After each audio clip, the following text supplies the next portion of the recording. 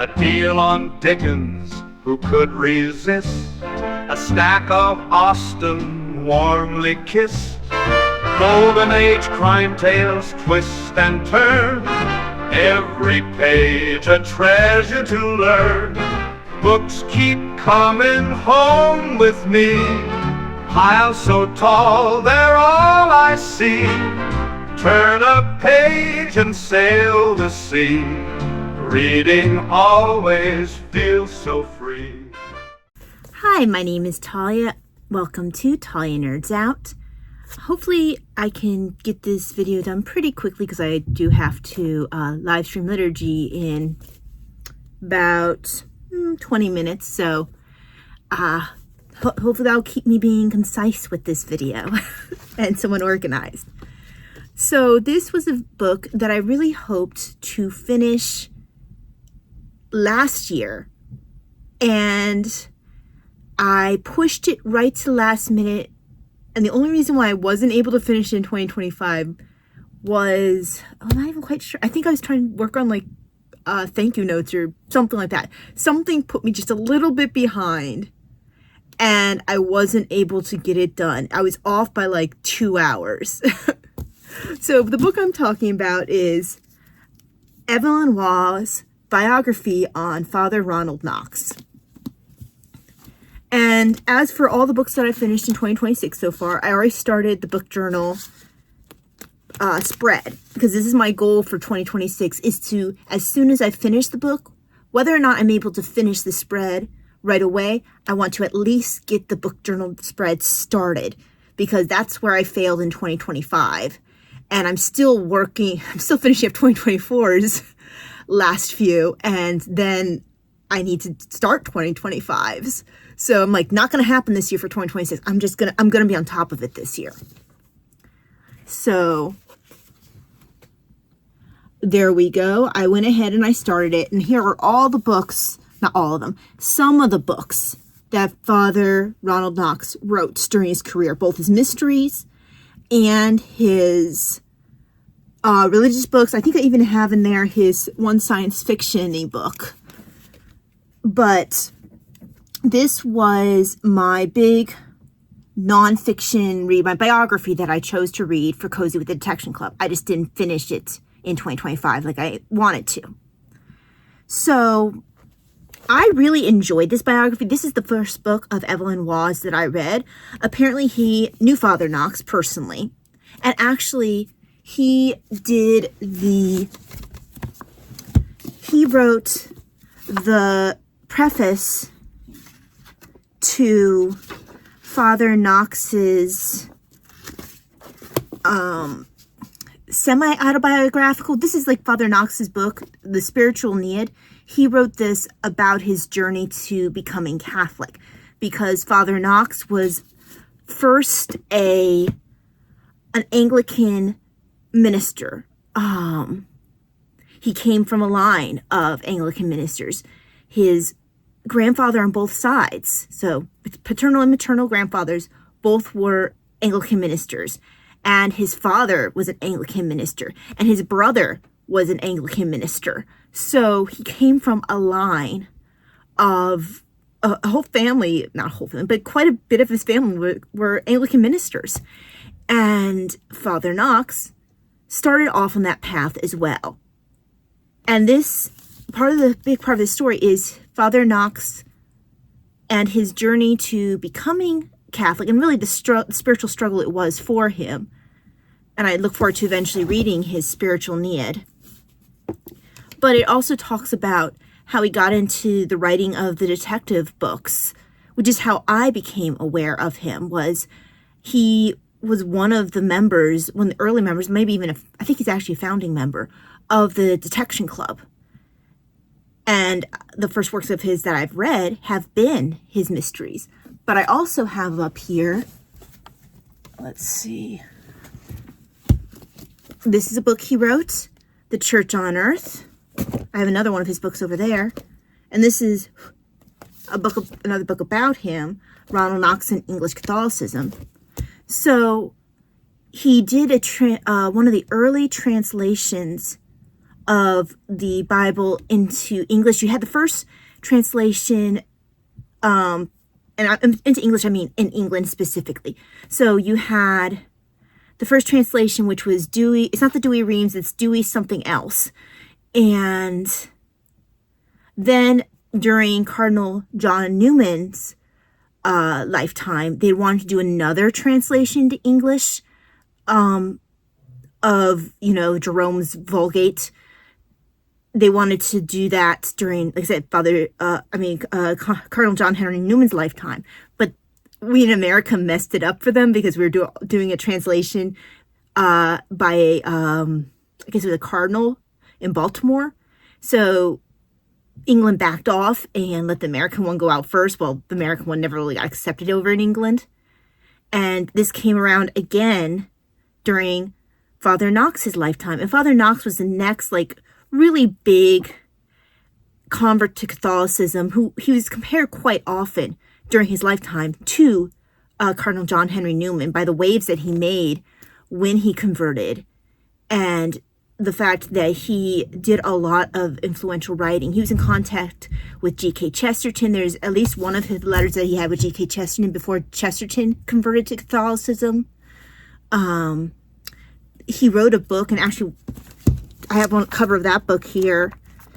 It's called, where is it? Maybe I didn't copy that one here. There's a book that I didn't copy that one here. There's a book that he wrote with someone who is highly anti-Catholic, and they did discussions back and forth. The guy would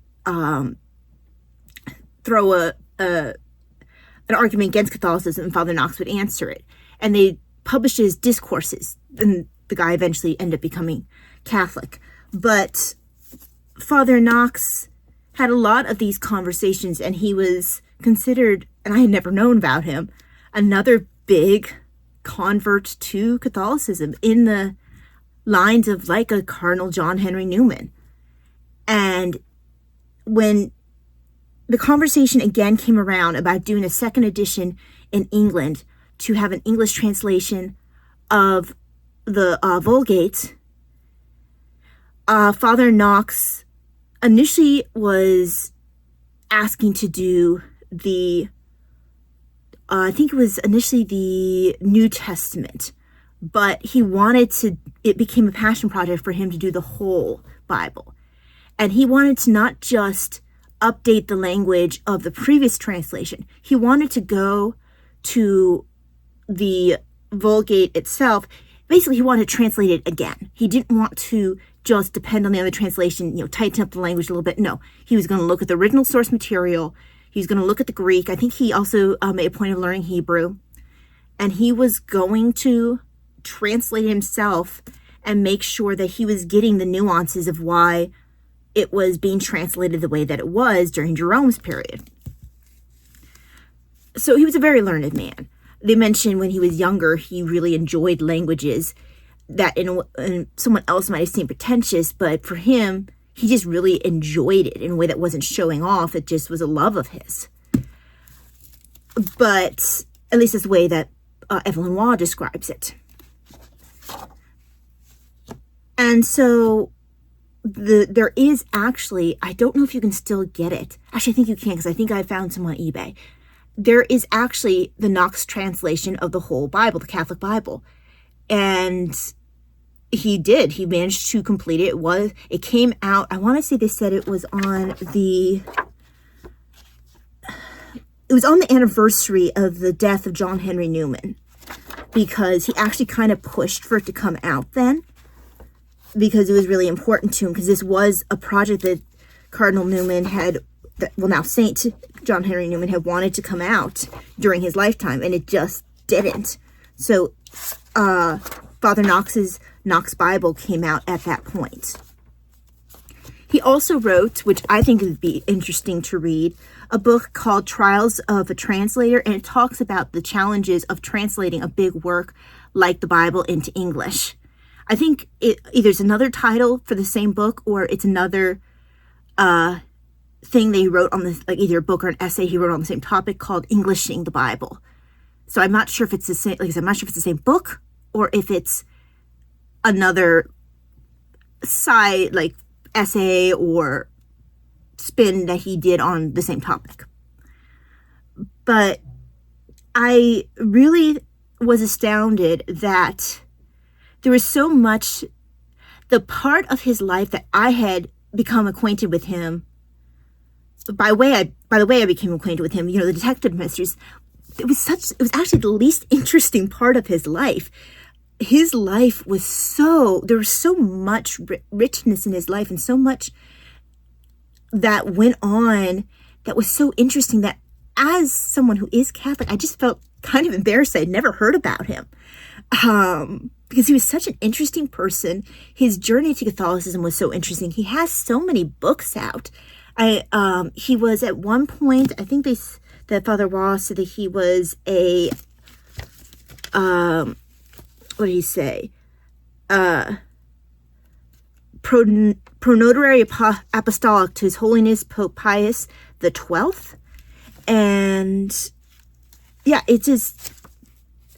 I just really enjoyed this. I can see myself reading it again.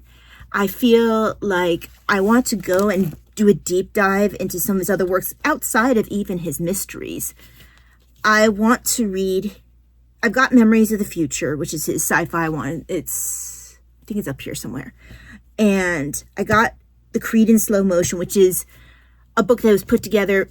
Okay, so during World War II, the place where he was doing his translating of the Bible while being a private chaplain for this family. He had stepped aside from his role at being connected to, I want to say it was Harvard that he was connected. Not Harvard. Wow, that's America. I want to say it was Oxford. Yeah, he was connected to Oxford previously. He stepped back from his role at Oxford, and he was working as a chaplain to this one wealthy family, while he was translating the Bible for his Knox translation. And while that happened, World War II happened, the family ended up letting some nuns come in with a bunch of girls to have their school there. And there are several books that look really good that are basically a compilation of some of the talks he would give to the girls. And apparently they were so good that one of the girls made her family not take her to a movie when she was being taken out by her family. Like, I'm going to miss Father Knox's talk. I can't miss Father Knox's talk. Because I guess he was kind of funny. So, and you can kind of pick up some of that in his writing. He has a sense of humor when you read his mysteries. And for a young girl to choose to forego a treat of going to a movie during that particular period of time in England is a really, big deal. I mean, just in general, but the reason I say that particular time is, there's the bombings going on in London, and you have just having treats was kind of a big deal, particularly at that time period. And to be taken away from the school to spend some time with the family was a pretty big deal for these girls too. So to instead of going out to the movies, be like, hey, no, can you take me back so I can hear my priest talk? Kind of a big deal. So I wish I could find, it is Paul who writes, because I haven't been able to figure out exactly what that's, if that's a translation of the, I think it's a commentary on the epistles. So I wish some of his books you can't find. Sorry, my bell went off. I'm going to have to leave pretty soon. He wrote something, it's called, on Sherlock Holmes. He was a Sherlock Holmes, he's really knowledgeable. He wrote at least one or two papers. And actually I have here, The Further Adventures of Sherlock Holmes. I'm planning on reading this. Further Adventures of Sherlock Holmes after Sir Arthur Conan Doyle, collected and introduced by Richard Lancelyn Green, and includes a short story that Father Knox wrote about Sherlock Holmes. So this is a bunch of classic authors writing about Sherlock Holmes. And Father Knox, I think, is the first one in here in the book. Yeah, he is. So I'm planning this for Holmes is Where the Heart Is in February. But you can't get this book about Father Knox and Sherlock Holmes because it's like priced into the stratosphere. It's Ronald Knox and Sherlock Holmes, The Origin of the Sherlockian Studies. 5 writings by Ronald Knox on Sherlock Holmes. Can't get it. Too expensive. Like I said, stratospheric cost, which is insane. And of course it makes me want it even more because I'm like, oh, darn it. But yes, I really surprised. Like I said, I went into this expecting to learn a lot more about him simply as a mystery author because that was my introduction to him. And I was so amazed by how much, and I mean, I guess I shouldn't have been. Every person is so much more than one aspect of their life. But for it to be such a small aspect of his life and something he really only started doing because he kind of enjoyed puzzles and he needed to make some extra money to support himself. So he started writing mysteries. And yeah, so this was, but to find that that was just a minuscule part of his life, that he had all this other stuff going on, the influence that he had on the people around him, the spiritual journey that took him to the point where he left everything that his family had known ahead of him and said, this is the path that I'm called to, and to really take a path that he knew could lose him friends, it lost him the job he was actually couldn't work that anymore. He had to really determine then at that point, okay, now I have to go the extra step to become a priest because he wasn't a Catholic priest. He needed to study and become a Catholic priest as well. So everything changed for him when he made this major decision. And I've always thought that is a lot I was born Catholic, so it wasn't like you have the same, it's not the same experience to be born Catholic and then to choose Catholicism than to be like a Father Ronald Knox or to be a Cardinal John Henry Newman, where you're a big voice, you write a lot, you are known in intellectual circles, you're known high up in circles, Scott Hahn, where you're known for your voice in your particular area of whether it be Anglicanism, is that how you say it? The Church of England, or be it, I forget what Scott Hahn's particular branch of Protestantism was, but when you're that big on the scene and then you go Catholic and you do lose jobs, lose friends, lose everything that you knew before, by choosing something that people in your own life actually look side-eye at or even are hostile about, which all of those men that I just mentioned did experience. To make that change in life, it's incredibly powerful and it's a big decision. I can't even completely imagine how much, you go through Father Knox's thought process because you have some of his writings, and Evelyn Waugh does a very good job of letting you see, without feeling like he's writing fan fiction, of letting you see what Father Knox is going through, because he had Father Knox's writings to pull from. He talked to people who knew Father Knox. He knew Father Knox. So you really feel like you know what Father Knox, the spiritual turmoil Father Knox is going through while he's making this huge decision. And you also have, as a source, he of course had Father Knox's writings, The Spiritual Need, as well, where he's trying to explain to people, how did I get to this point? How did I come to this big decision? Talks about how World War II played a part in that. I do have to leave because my time is just about up. But if nothing else you can take from this video, even if you just enjoy the writing of Evelyn Waugh, I know Evelyn Waugh also wrote a book, and sometimes they're published together in one volume, his biography on St. Edmund Campion, who was a martyr in England during the Elizabethan era. He got caught up in all the martyrdoms around the time period of the Gunpowder Plot. He was one of the Jesuits who was killed during that time period.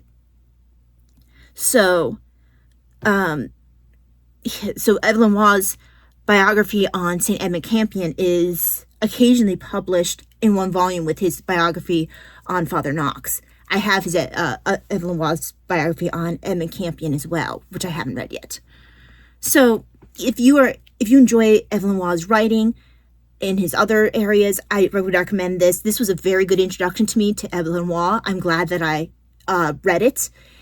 And also, it's just a very interesting human story. He doesn't try to make Father Knox seem like he's more than a man. He brings out a very human aspect of the man himself, while still pointing out the areas that were really quite remarkable about him. You don't feel like it's some great, like, glossing over and, hiding any flaws. The flaws are there, but the good of the man, Father Knox, is also there. I just thoroughly enjoyed this, and I would recommend this to anybody.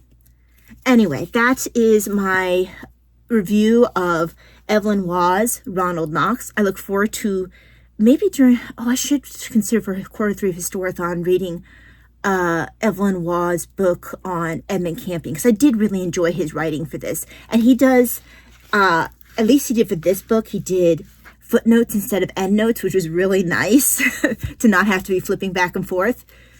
So yes, this is Ronald Knox by Evelyn Waugh. Excellent book. Highly recommend. Thank you very much for joining me. Hope that you have a very blessed day. I will see you the next time. God bless. Bye. Books keep coming home with me. Piles so tall, they're all I see. Turn a page and sail the sea. Reading always feels so free.